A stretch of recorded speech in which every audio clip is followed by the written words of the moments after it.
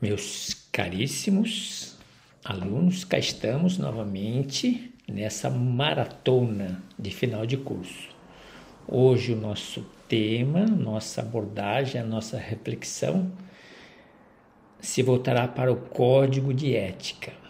Vocês bem se lembram, desde o início do nosso curso, nós já fizemos reflexões, provocações a respeito do lugar da moral, do lugar da ética, o que é moral, o que é ética. Nós vimos a moral dentro de algumas tradições religiosas, nós vimos a moral dentro de culturas, nos demos conta também da natureza da ética. Vamos a comentários, breves considerações a respeito do Código de Ética.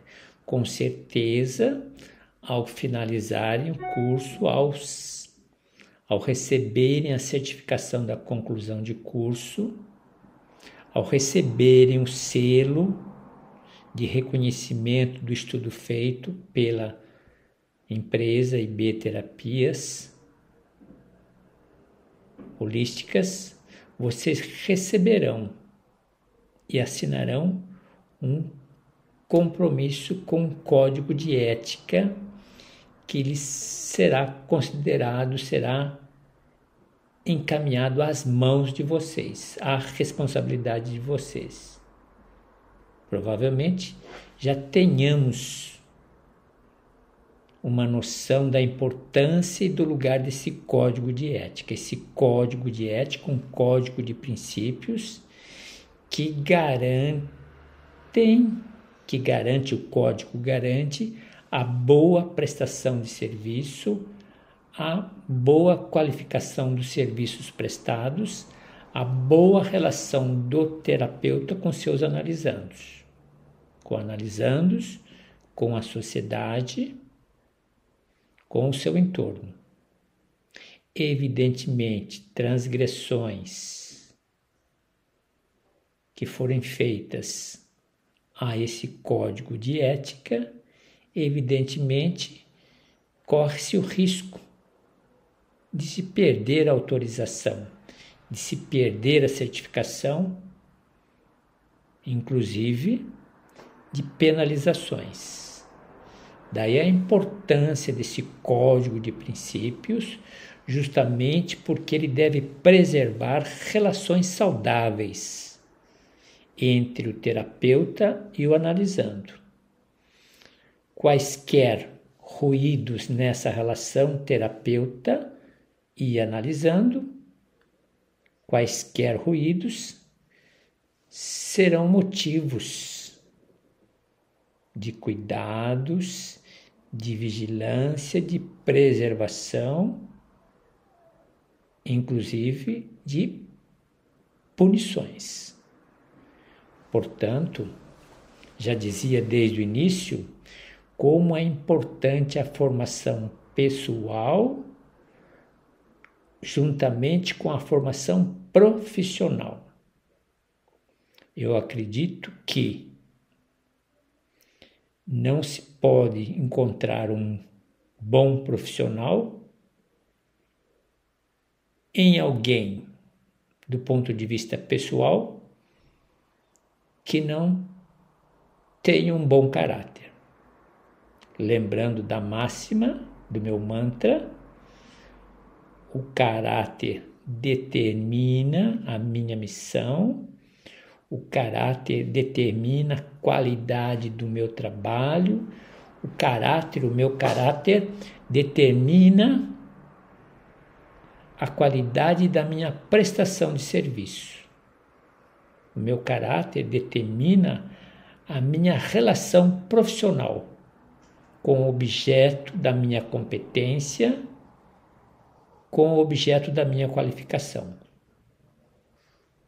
Vamos então refletir um pouquinho sobre o código de ética do terapeuta no século XXI? Vamos a ele.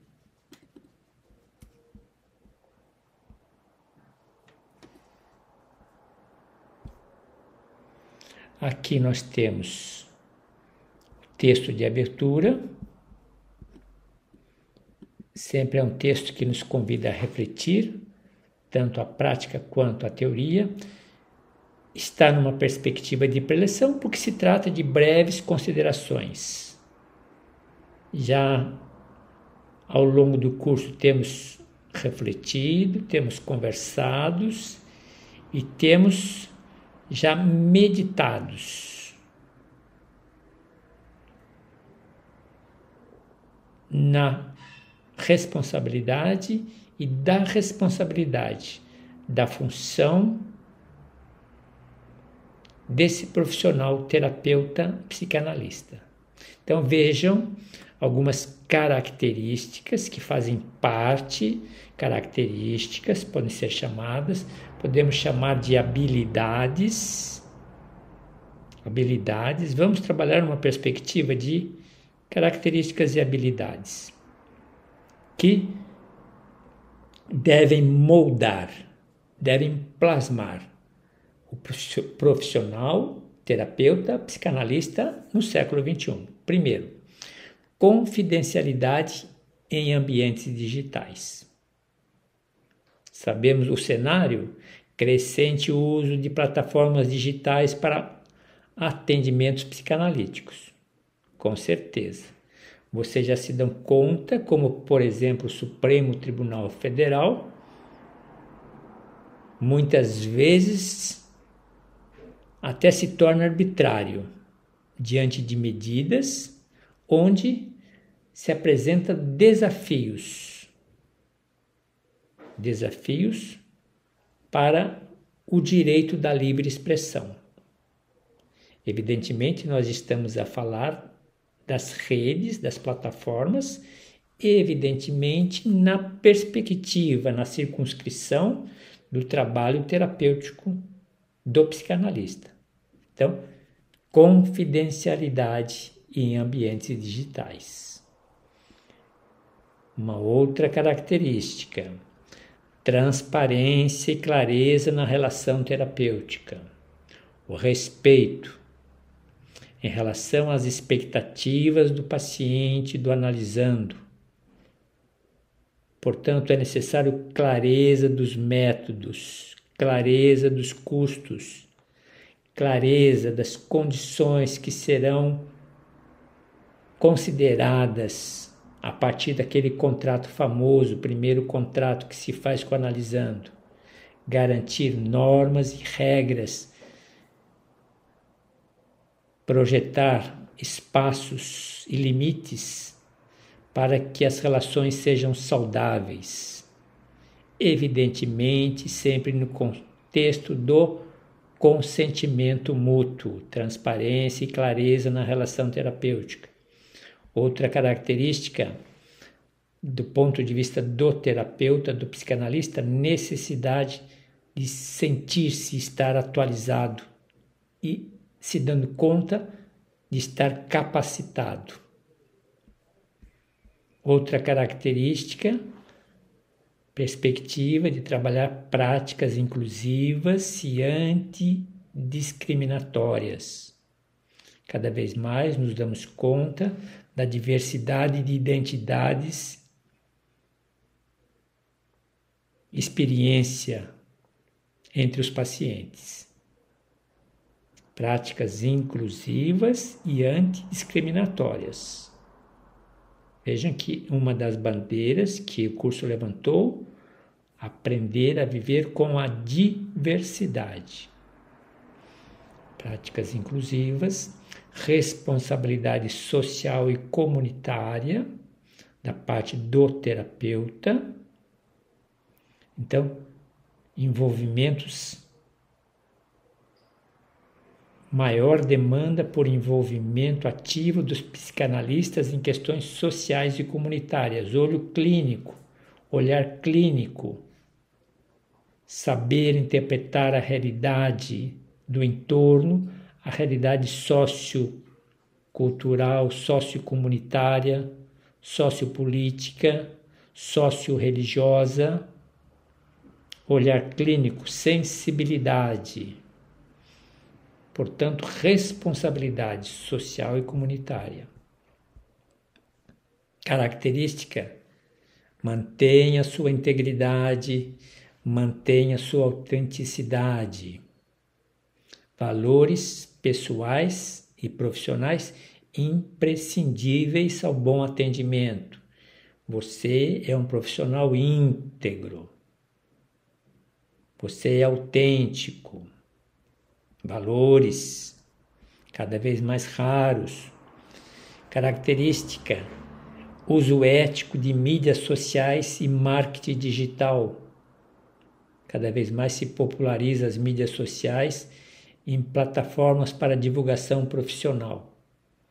Mantenha a ética com sua presença nas mídias sociais e no marketing digital, preservando a confidencialidade, a imagem profissional em ambientes públicos e digitais. Você tem uma assinatura, você tem uma digital, você tem um rosto, você tem um reconhecimento público do seu trabalho.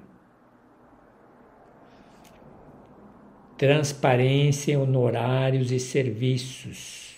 Aqui, em geral, encontramos ruídos. Pacientes exigem maior clareza sobre custos e políticas de pagamento.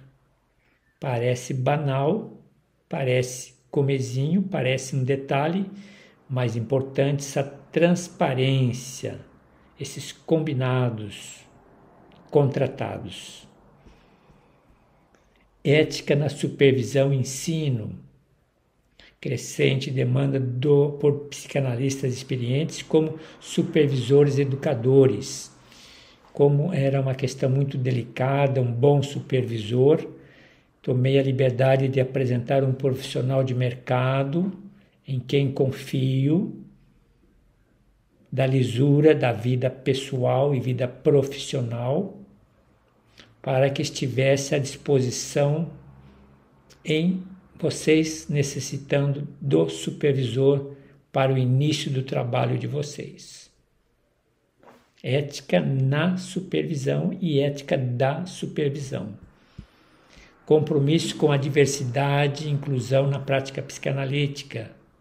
Evidentemente, quem está a começar terá um longo caminho pela frente de aprendizagem,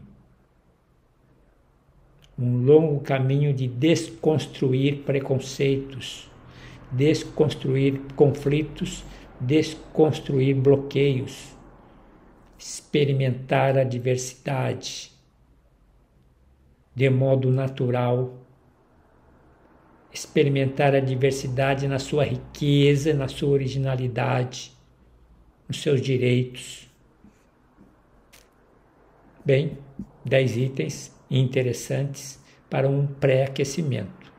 A respeito de características que nos movimentam, características que mantêm o corpo quente e o sangue correndo, que mantêm o corpo psicanalítico em vida. Características que alimentam a energia do nosso trabalho, características que alimentam as energias de nossas competências. Observem cada uma delas e se dê conta das mais qualificadas e daquelas mais descobertas. Vamos para um próximo recurso, espero que esteja em ordem. Aqui nós continuamos nas mesmas progressões, falávamos antes de características. Aqui estamos a usar expressões. Então nós temos aqui ética da diversidade e da inclusão, ao mesmo tempo expressões e características muito próximas. Temos 15 expressões.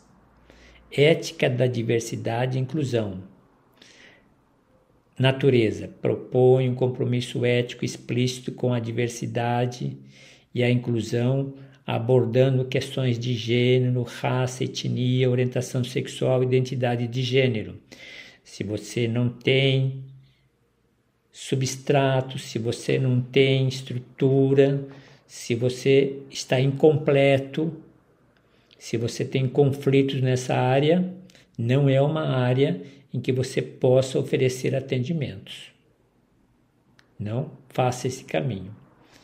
Ética da diversidade implica numa maturidade humana, num comportamento humano mais refinado, comportamento humano de inclusão, de acolhimento, de sensibilidade à existência do outro. Ética da transparência e consentimento informado. Transparência e consentimento, vejam aí, transparência na relação com analisando, preciso de transparência, nada de ambiguidade, nada de improvisações, sempre combinar e garantir o consentimento, informar. Ética da sustentabilidade emocional, falamos recentemente da sustentabilidade ecológica, aqui sustentabilidade emocional. Cuidado com o bem-estar emocional do terapeuta, reconhecendo o risco de burnout, a importância do autocuidado. E, evidentemente, estamos sempre a lembrar.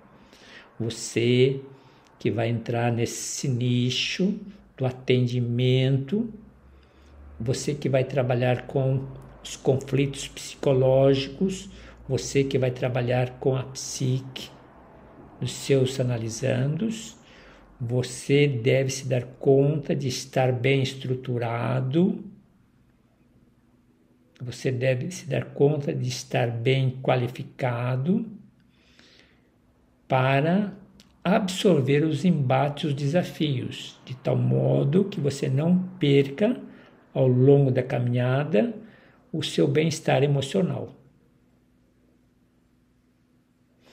Ética da conectividade digital aborda o uso da tecnologia digital na prática psicanalítica, diretrizes para segurança, privacidade, confidencialidade, ambientes online. Você que usa o teu aparelho ou na clínica ou em casa, junto à família, familiares e amigos, observe os seus comportamentos em relação aos aplicativos abertos ou fechados, facilidade de acesso ou dificuldade, garanta a confidencialidade, a privacidade de seus analisandos. Conectividade digital. Ética do ativismo social e político. O papel do terapeuta também como agente social. Incentive engajamento em causas políticas e sociais que impactam a saúde mental dos seus pacientes. Interessante essa dimensão política e social. Ética do respeito à singularidade do paciente. Não é fácil valorizar a individualidade, a subjetividade do paciente. Evitar interpretações padronizadas e diagnósticos estereotipados.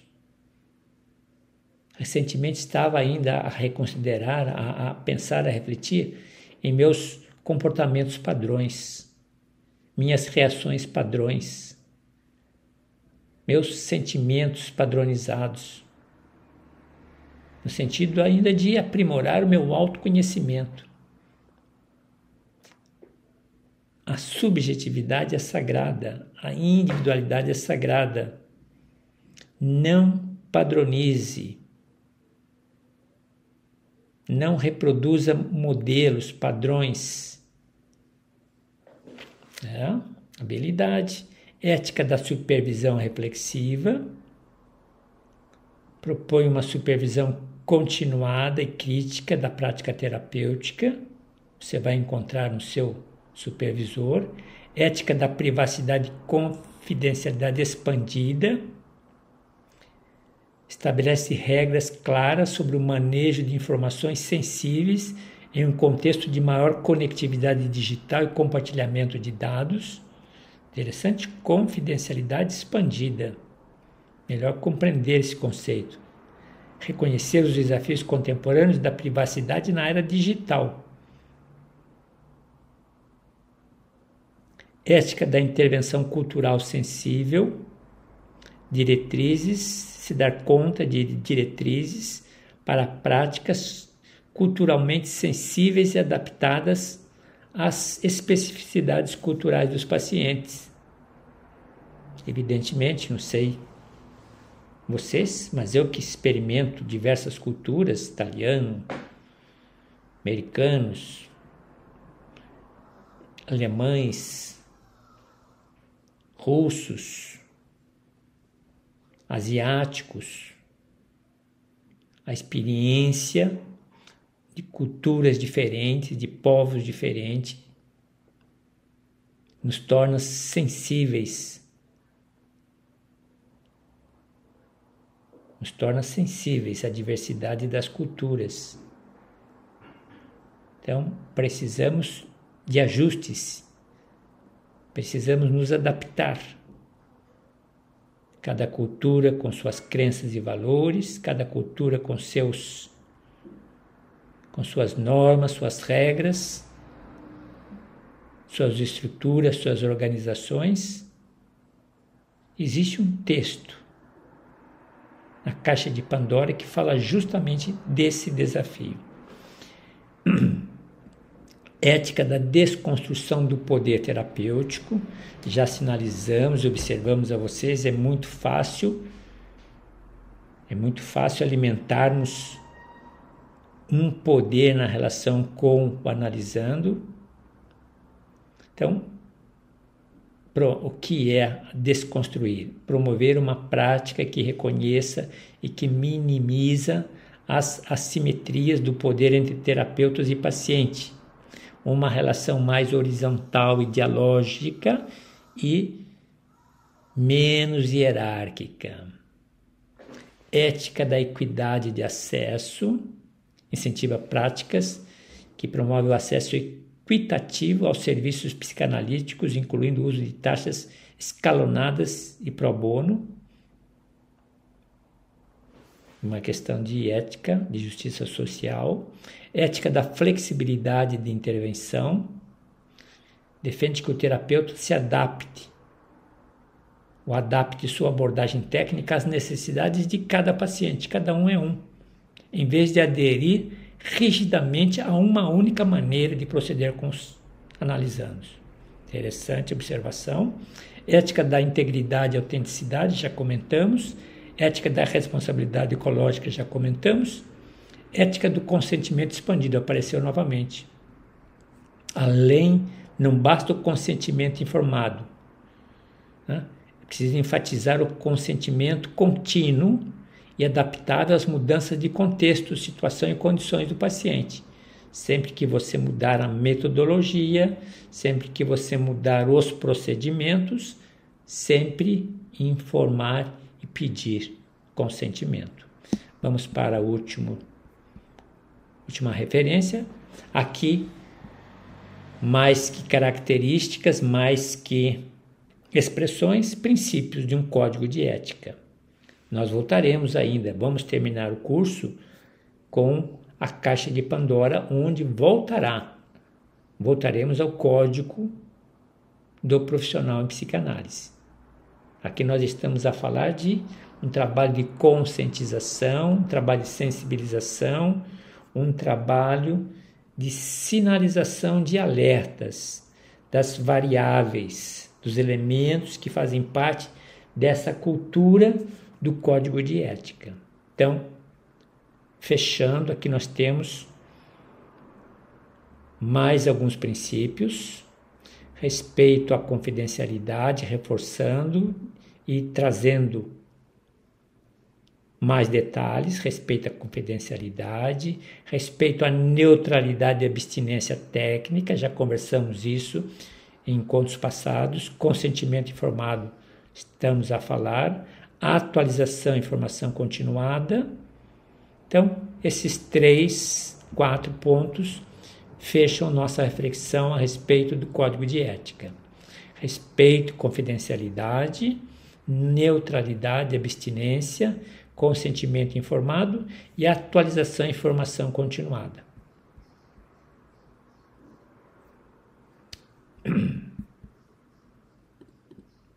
Meus caríssimos, com isso, nós então fechamos as nossas reflexões, nossa abordagem de síntese, uma retrospectiva, uma preleção, considerações rápidas, numa perspectiva de um acréscimo, de um bônus, para aprofundar, para aguçar a nossa sensibilidade, para permitir novos insights. Código de ética nos acompanha sempre. Diria, usando uma expressão comum ao nosso grupo, código de ética é o nosso vademecum, vai comigo sempre. Código de ética, vademecum, vai comigo sempre. Meu livro de cabeceira. Meus caríssimos, boa reflexão, boas considerações e bons insights. E até nos vermos novamente.